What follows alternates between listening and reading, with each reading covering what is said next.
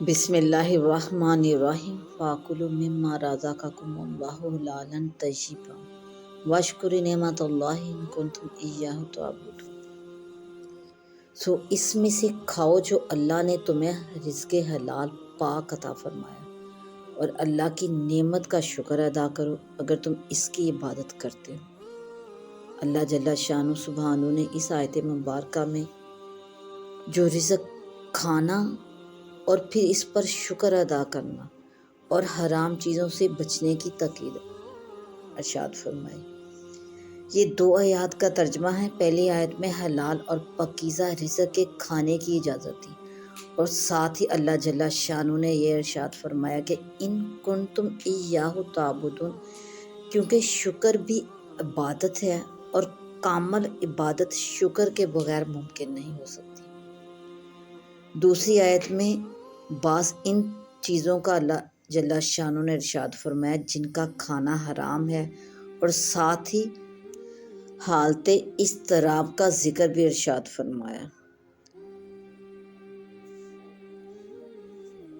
جو شخص مجبور ہو وہ حالت اضطراب میں ہوتا ہے، بھوک کی وجہ سے اس کی جان پر بن رہی ہو اور کھانے کے لیے حلال چیزوں میں سے کچھ بھی نہ ہو، تو جان بچانے کے لیے اتنا سا کھا لے جس سے جان بچ جائے، اس سے آگے نہ بڑھے اور لذت کا طالب نہ ہو۔ جو شخص باغی یعنی طالب لذت ہوگا، یا عادی یعنی حد سے بڑھ جانے والا ہوگا، یعنی جو ضروری مقدار سے زیادہ کھا جائے گا، وہ گناہ گار ہوگا۔ مجبوری کے درجے میں جو تھوڑا سا کھا لیا اس پر گناہ نہیں، یہ حالت اضطراب ہے۔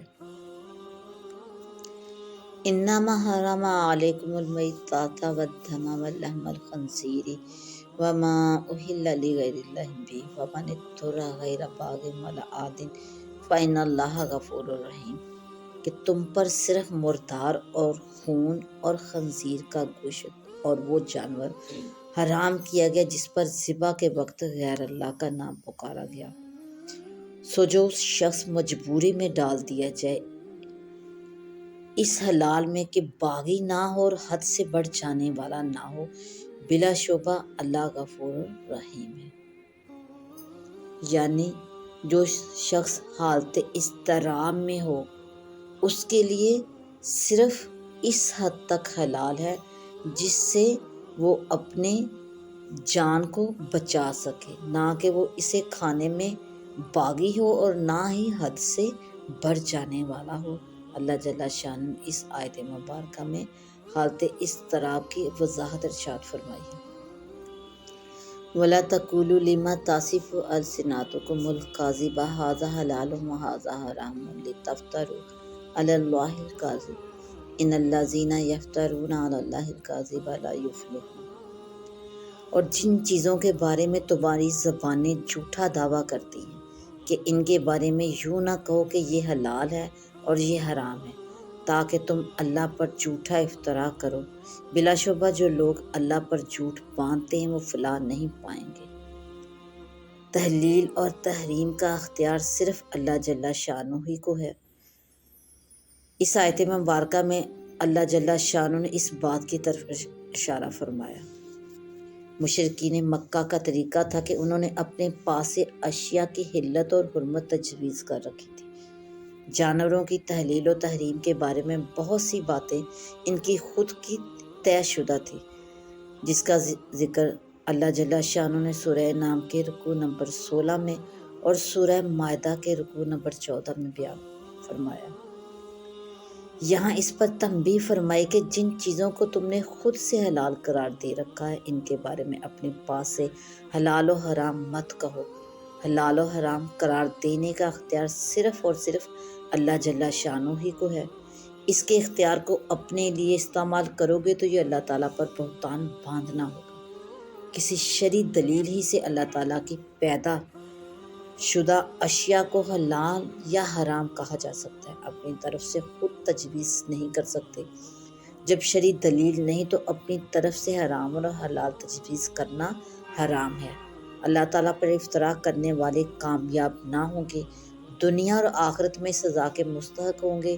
یہ جو دنیاوی زندگی گزار رہے ہیں جس میں طرح طرح سے اللہ کی نافرمانی کرتے ہیں، اور ان میں بعض نافرمانیوں کی وجہ سے جو کوئی لذت یا دنیاوی نفع پہنچ جاتا ہے، یہ چند روزہ ہے، تھوڑا سا عیش ہے، ذرا سی زندگی ہے، اس کے بعد آخرت میں ان لوگوں کے لیے دردناک عذاب ہے جو اللہ تعالیٰ پر تہمت باندھتے ہیں، اس کی پیدا کردہ چیزوں کو اپنی طرف سے حلال اور حرام قرار دیتے ہیں۔ اللہ جل شانہ نے اس آیت مبارکہ میں ان سب چیزوں کی طرف اشارہ فرمایا۔ متاع قلیل ولہم عذاب علیم، تھوڑا سا نفع ہے اور ان کے لیے دردناک عذاب ہے۔ اللہ جل شانہ اس آیت مبارکہ میں ارشاد فرما رہے ہیں کہ ان کے اس افتراء پر انہیں دنیا کی لذت اور آرام اور عیش کا بہت تھوڑا سا نفع ہے، کم وقت کے لیے، کیونکہ یہ دنیا فانی ہے، عارضی ہے، اور اس کے بدلے میں جو انہیں آخرت میں عذاب پہنچے گا وہ دائمی ہے اور ہمیشہ کے لیے ہے۔ اس لیے اس دنیا کے فانی دنیا کے لیے تھوڑے سے نفع اور لذت کے لیے اللہ پر افتراء باندھنا چھوڑ دیں تاکہ اپنے آپ کو دائمی عذاب سے، دردناک عذاب سے بچا پائیں۔ وَعَلَى الَّذِينَ هَادُوا حَرَّمْنَا مَا قَصَّصْنَا عَلَيْكَ مِن قَبْلُ وَمَا ظَلَمْنَاهُمْ وَلَكِنْ كَانُوا أَنفُسَهُمْ يَظْلِمُونَ، اور ہم نے یہودیوں پر وہ چیزیں حرام کر دی تھی جن کا بیان پہلے آپ سے کر چکے ہیں، ہم نے ان پر ظلم نہیں کیا لیکن وہ خود ہی اپنی جانوں پر ظلم کرتے تھے۔ اس کے بعد اللہ جل شانہ نے اس آیت مبارکہ میں ارشاد فرمایا، وَعَلَى الَّذِينَ هَادُوا حَرَّمْنَا مَا قَصَّصْنَا عَلَيْكَ مِن قَبْلُ، اور ہم نے یہودیوں پر وہ چیزیں حرام کر دی تھی جن کا بیان ہم پہلے آپ سے ارشاد فرما چکے ہیں۔ سورہ انعام کے رکوع نمبر 18 میں اس کی طرف اللہ جل شانہ نے ذکر فرمایا، وَعَلَى الَّذِينَ هَادُوا حَرَّمْنَا كُلَّ ذِي ظُفُرٍ، بہت زیادہ تھی اور ظلم کرتے تھے۔ اللہ جل شانہ نے اس آیت مبارکہ میں ارشاد فرمایا کہ ان کی شرارتیں اور ان کی نافرمانیاں بہت زیادہ تھیں، ظلم کرتے تھے، اللہ کی راہ سے روکتے تھے، سود کھاتے تھے، اس لیے پاکیزہ چیزیں ان پر حرام کر دی گئی۔ ثم ان ربک للذین عملوا السوء بجہالۃ ثم تابوا من بعد ذلک واصلحوا ان ربک من بعدہ لغفور رحیم، پھر بے شک آپ کا رب ان لوگوں کے لیے جنہوں نے جہالت سے برے کام کیے پھر اس کے بعد توبہ کر لی اور اعمال درست کر لیے، تو بے شک آپ کا پروردگار ان کے بعد ضرور مغفرت فرمانے والا ہے، رحم فرمانے والا ہے۔ اللہ جل شانہ نے اس آیت مبارکہ میں ارشاد فرمایا کہ اللہ توبہ قبول فرماتا ہے اور مغفرت فرماتا ہے۔ اللہ جل شانہ نے انسانوں کی خلاف ورزیوں پر آخرت کے عذاب کی وعید اور توبہ کرنے والوں کے لیے اللہ تعالیٰ کی طرف سے مغفرت اور رحمت کا وعدہ اس آیت مبارکہ میں ذکر فرمایا۔ اس رکوع کے ختم پر بھی ان لوگوں کے لیے مغفرت اور رحمت کا وعدہ فرمایا جنہوں نے جہالت یعنی حماقت سے گناہ کر لیے، پھر توبہ کر لی اور احوال اور اعمال درست کر لیے۔ اگر کوئی کافر اور مشرک بھی توبہ کر لے اور ایمان لے آئے، اس کا بھی سب کچھ معاف کر دیا جاتا ہے۔ یہ اللہ تعالیٰ جل شانہ سبحانہ کی شان غفاریت ہے۔ ان ابراہیم کان امۃ قانتا للہ حنیفا ولم یک من المشرکین، بے شک ابراہیم ایک بڑے مقتدی تھے، اللہ کے فرما بردار تھے، سب کو چھوڑ کر ایک ہی طرف ہو رہے تھے اور مشرکین میں سے نہ تھے۔ اللہ جل شانہ نے اس آیت مبارکہ میں حضرت ابراہیم علیہ السلام کے اوصاف عالیہ اور ان کی ملت کے اتباع کا حکم ارشاد فرمایا۔ سیدنا حضرت ابراہیم علیہ السلام کا قرآن مجید میں جگہ جگہ ذکر اللہ جل شانہ نے ارشاد فرمایا۔ انہوں نے اللہ کی راہ میں بڑی تکلیفیں اٹھائیں، توحید کی دعوت دینے اور شرک کی تردید کرنے کی وجہ سے انہیں آگ تک میں ڈالا گیا، اور اللہ تعالیٰ جل شانہ نے ان کو اپنی خاص رحمت سے نواز دیا۔ سورہ بقرہ میں ارشاد فرمایا وَإِذِ ابْتَلَىٰ إِبْرَاهِيمَ رَبُّهُ بِكَلِمَاتٍ، اور جب ابراہیم علیہ السلام کو ان کے رب نے چند کلمات کے ذریعے آزمایا تو انہوں نے ان کو پورا کر دی، ان کے رب نے معاف فرمایا۔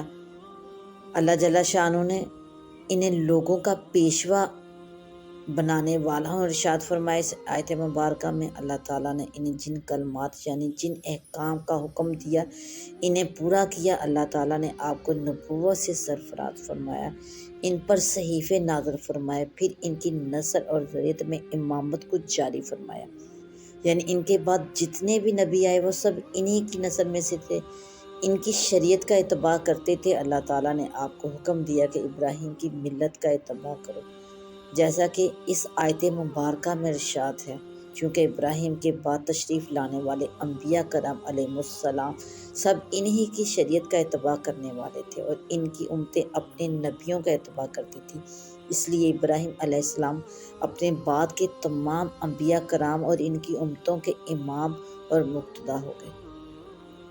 اللہ جل شانہ نے سورہ بقرہ میں آپ کو لوگوں کا امام بتایا، چونکہ حضرت ابراہیم کی ملت توحید ہے اور فرمانبرداری ہی فرمانبرداری ہے، اس لیے سورہ بقرہ میں اس شخص کو بیوقوف بتایا گیا جو ملت ابراہیمی سے ہٹے۔ اللہ جل شانہ نے ارشاد فرمایا وَمَن يَرْغَبُ عَن مِّلَّةِ إِبْرَاهِيمَ إِلَّا مَن سَفِهَ نَفْسَهُ وَلَقَدِ اصْطَفَيْنَاهُ فِي الدُّنْيَا، اور ملت ابراہیمی سے وہی روگردانی کرے گا جس نے اپنے نفس کو احمق بنایا، اور بے شک ہم نے ان کو دنیا میں منتخب کر لیا اور وہ آخرت میں صالحین میں سے ہیں۔ جب فرمایا ان کے رب نے فرمایا فرما بردار ہو جاؤ تو انہوں نے عرض کیا کہ میں رب العالمین کا فرما بردار ہوں۔ ملت ابراہیمی اس وقت ملت محمدیہ میں منحصر ہے اور حضرت محمد رسول اللہ صلی اللہ علیہ وآلہ وسلم ہی اس کے داعی ہیں۔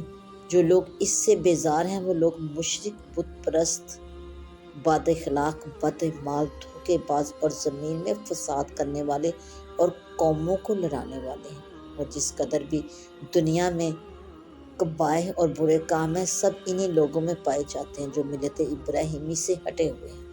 گو کمزور ایمان والے مسلمانوں میں بھی معاصی ہے، لیکن اول تو انہیں گناہ سمجھتے ہوئے کرتے ہیں، دوسرا توبہ کرتے رہتے ہیں، اور ہر حال میں گناہ حماقت ہی سے ہوتا ہے۔ حج کرنا اور حج میں صفا مروہ کی سعی کرنا، منی میں قربانیاں کرنا، عید الاضحیٰ میں پورے عالم میں قربانیاں ہونا اور ختنہ کرنا، یہ سب ابراہیم علیہ السلام کی ملت میں سے ہے جو سیدنا محمد رسول اللہ صلی اللہ علیہ وآلہ وسلم کی شریعت میں آئی ہے۔